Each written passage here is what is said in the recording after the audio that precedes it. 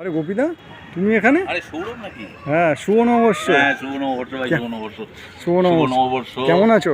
ভালো আছি, তুমি কেমন আছো? আমি ভালো আছি, অনেক দিন বাদে তোমার সঙ্গে দেখা হলো। হ্যাঁ, অনেকদিন পরেই দেখা হলো, সত্যি তাই। আসলে কাজে কর্মে ব্যস্ত থাকি, তারপর অনুষ্ঠান থাকে, তো সেই জন্য এদিক ওদিক যেতেই হয়। তো বলো। তো তোমার সঙ্গে সেই পুরোনো দিনের কথা মনে পড়ে গেল, তোমার সেই কবিতা, হ্যাঁ তোমার সেই গান। হ্যাঁ। তো আজকের দিনে একটা কিছু তো একটা শোনাও। অনেক দিন। আজকের দিনে, আচ্ছা আজকের দিনে কি শুনবে বলো? একটা মজার কিছু শোনাবো? না, মজার না, তোমার সেই পুরোনো পুরোনো ভালো ভালো কবিতা আচ্ছা, আছে। সৌরভ, তোমাকে তাহলে একটা আজকে অনেকদিন পর, তুমি আমার ভাইয়ের মতো, ঠিক আছে? তো সৌরভ, তোকে আজকে আমি একটা কবিতা শোনাই। হ্যাঁ হ্যাঁ শোনাই? হ্যাঁ, শোনাও। আচ্ছা, সুকুমার রায়ের একটা কবিতা শোনাই, ঠিক আছে? সুকুমার রায়ের একটা কবিতা, কেন আজকে শুভ নববর্ষের দিন, নববর্ষের প্রথম দিন, পয়লা বৈশাখ। যারা আমার ফেসবুকে ইউটিউবে যারা আছেন তাদের উদ্দেশ্যেও, তারাও শুনবেন। খুব ভালো একটা কবিতা এবং ভীষণভাবে যুগোপযোগী। সেটা হলো সুকুমার রায়ের লেখা জীবনের হিসাব। শোনাই? আচ্ছা। বিদ্যে বোঝাই বাবুমশাই চড়ি শখের বোটে, মাঝিরে কন বলতে পারিস সূর্যি কেন ওঠে, চাঁদটা কেন বাড়ে কমে, জোয়ার কেন আসে? বৃদ্ধ মাঝি অবাক হয়ে ফেল ফেলিয়ে হাসে। বাবু বলেন, সারা জনম মুরলি রে তুই খাটি, জ্ঞান বিনা তোর জীবনখানা যে চারিয়ানাই মাটি। খানিক বাদে কহেন বাবু, বলতো দেখি ভেবে, নদীর ধারা কেমনে আসে পাহাড় হতে নেবে? বলতো কেন লবণ পোড়া সাগর ভরা পানি? মাঝি সে কয়, আরে মশাই অত কি আর জানি। বাবু বলেন, এই বয়সেও জানিস নে ওটা কি? জীবনটা তো নেহাত খেলো অষ্ট আনাই ফাঁকি। আবার ভেবে কহেন বাবু, বলতো ওরে বুড়ো, কেন এমন নীল দেখা যায় আকাশের ওই চূড়ো?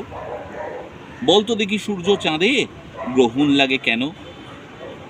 বৃদ্ধ বলে, আমায় কেন লজ্জা দেশেন হেন? বাবু বলেন, বলবো কি আর বলবো তোরে কিতা, দেখছি এখন জীবনটা তোর 12 আনাই বৃথা। খানিক বাদে ঝড় উঠেছে, ঢেউ উঠেছে ফুলে। বাবু দেখেন নৌকা খানি ডুবলো বুঝি দুলে। মাঝিরে কন, এ কি আপদ, ওরে ওরে ও ভাই মাঝি, ডুবলো নাকি নৌকা এবার, মরবো নাকি আজি? মাঝি সুধায়, সাঁতার জানো? মাথা নাড়েন বাবু, বাঁচলে শেষে আমার কথা।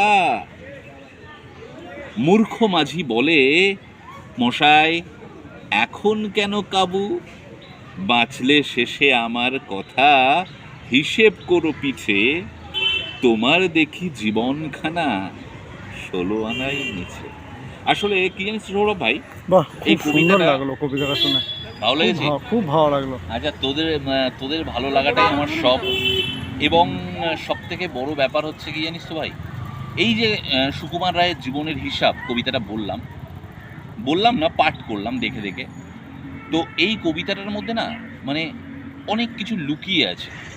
প্রথম কথা হচ্ছে, আমরা যে অল্পতেই একটু অহংকারী হয়ে পড়ি, সেই অহংকারটার কথাই তুলে ধরেছেন, যে সবাই সব দিক থেকে সেরা।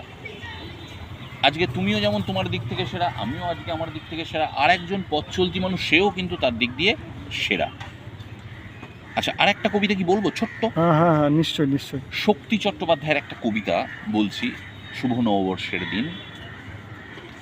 মেঘলা দিনে দুপুরবেলা যেই পড়েছে মনে, চিরকালীন ভালোবাসার বাঘ বেরুলো বনে।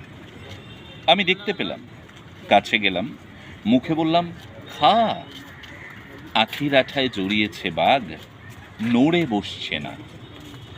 আমার ভয় হলো, তাই দারুণ কারণ চোখ দুটো কৌতুকে উড়তে পড়তে আলোয় কালোয় ভাসছিল নীল সুখে। বাঘের গতর ভারী, মুখটি হাঁড়ি, অভিমানের পাহাড়। আমার ছোট্ট হাতের আঁচড় খেয়ে খোলে রূপের বাহার।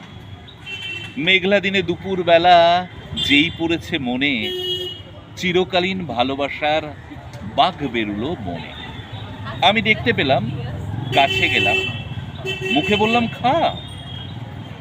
আখির আঠায় জড়িয়েছে বাঘ, নড়ে বসছে না। এটা শক্তি চট্টোপাধ্যায়ের কবিতা। বাহ, এটাও খুব কিন্তু সুন্দর। দুর্দান্ত একটা কবিতা এবং ভীষণ ভালো লাগে, যখনই বলি ভীষণ ভালো লাগে। আসলে কি আমরা যারা ফেসবুক ইউটিউবে কাজ করি, বুঝলি তো, তারা অনেক কিছু বিষয় নিয়ে কাজ করি, কিন্তু কবিতা বলার মতো সুখ এবং কবিতা বললে যে এত ভালো লাগে, এটা কিন্তু সত্যি কথা ভীষণ ভালো, ভীষণ ভালো। তো ঠিক আছে সৌরভ, আজ এইটুকুই, পরে আবার কথা হবে, হ্যাঁ, একটু হাতটা মেলাবো। বাহ, ভালো থাকবে, হ্যাঁ সুস্থ থাকবে। হ্যাঁ।